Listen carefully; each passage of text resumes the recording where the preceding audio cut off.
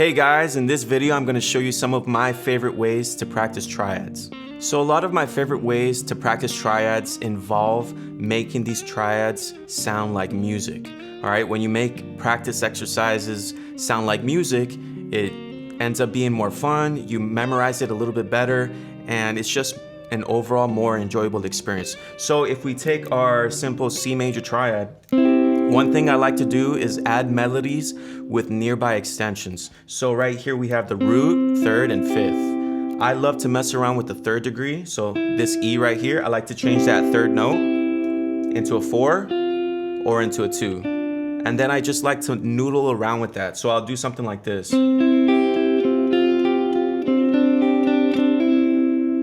So now I kind of take this boring triad and kind of make it more musical. And I'm also practicing the sus4 triad and the sus2 triad.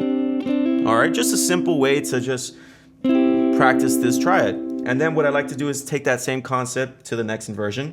So I will identify the third scale degree, which is E here, alright? And I'll do the same thing. I'll turn it into a sus4, sus2, and then just a regular chord. Same thing over here. All right, I'll change the third into a sus4, sus2. All right, now it sounds very pretty, and you know, it just sounds more enjoyable. Let's take it to the next string set. It'll sound like this. All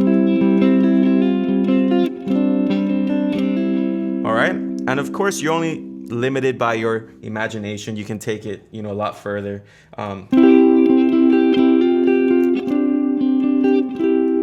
All right, let's see the next inversion.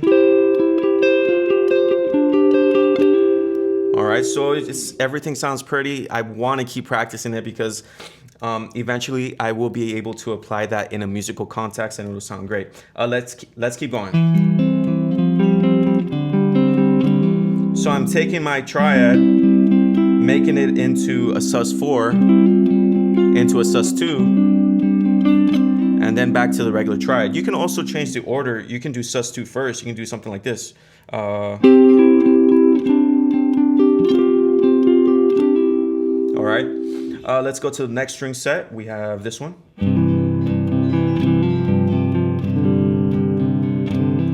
All right, we can do this. So there I did the sus2 first and then the sus4. And then we can keep going. We got this.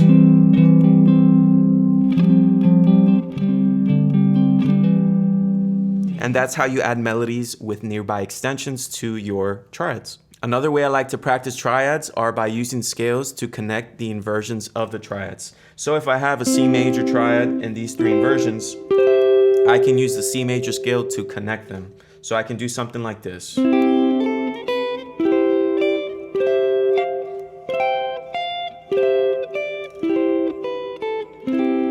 So instead of just going, you know, this, now you have kind of a musical type of line, chord melody that makes practicing these triads a little bit more enjoyable. Let's see how it sounds on the next set of strings. So we have this.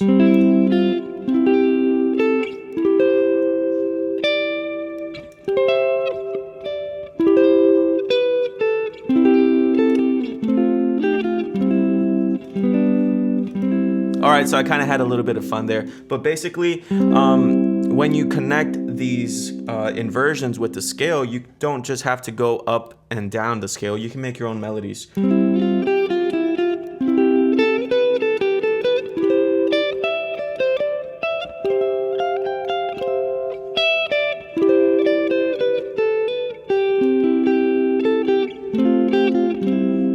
All right, and then you can go up down here. All right, so a lot of fun stuff you can do. Let's try the next set of strings. So now we have the C major, all right?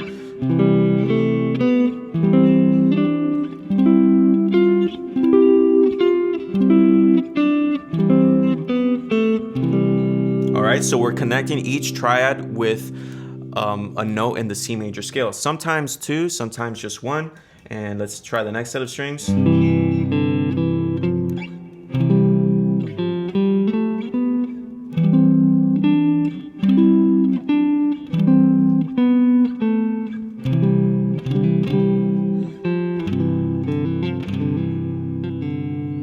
All right, and that's how I like to use scales to connect my triad inversions.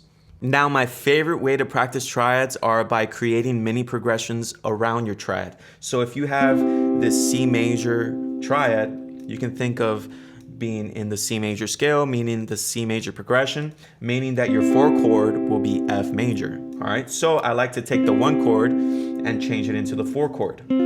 All right, now when I go to the 4 chord, I will go to the nearest inversion of that 4 chord. All right, so right here, I will go to this F major instead of somewhere farther away. So I'll go from the 1 chord to the F chord, and then I like to go to the 5 chord, which would be G major, and then back to the 1 chord. All right, and you can have fun with it too. You can add some extensions like we did before.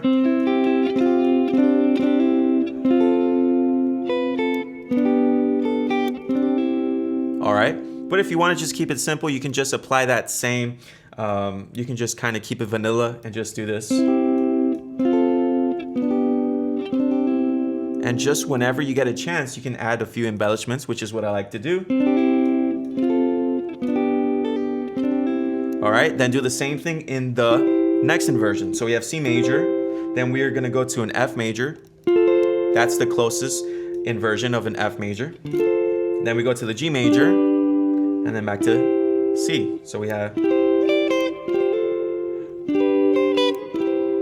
and make music with these little mini progressions. I urge you to experiment with just creating little melodies, adding little embellishments so that practicing these triads are a lot more enjoyable. So let's take it to the next part. So 1 chord, 4 chord, 5 chord, 1 chord. And of course, you can also have fun with the type of progression you do. It doesn't have to be the 1, 4, 5, back to 1. It could be anything you want. I'm just doing this because it's probably one of the ones you should start off with before you get onto different mini progressions. All right, 1 chord, 4 chord, 5 chord, 1 chord, and then 1 chord, 4 chord, 5 chord. All right. Then you have this one. All right, sounds pretty, right?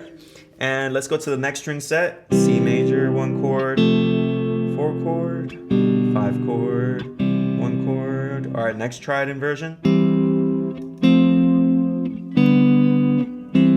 So I'm just going from the 1 chord, 4 chord, 5 chord, 1 chord. All right, and I'm always going to the nearest inversion of the chord that I'm going to. All right, let's try over here. F major, 4 chord, 5 chord G major, back to the 1 chord. All right, let's try the next set of strings. 1 chord, 4 chord, 5 chord, 1 chord. Let's do the one down here. 1 chord, then we have 4 chord, then we have 5 chord, and 1 chord. All right, then we got this one up here, which I forgot. 1 chord, 4 chord, 5 chord, 1 chord. And so that's one way that you can use these little mini progressions to make practicing triads a little bit more enjoyable. And all these concepts that I talked about can be applied to any triad: minor, major, augmented, diminished. And basically, these are just a few ways that you can practice your triads in a more enjoyable way and just make them a little bit more musical. All right, guys, happy practicing. If you want the tabs to this tutorial, check out my Patreon. I'll have everything there. I'll have all my links down below. Make sure to subscribe to my YouTube channel for more updates and for the next part of this lesson. Until then, guys, happy practicing.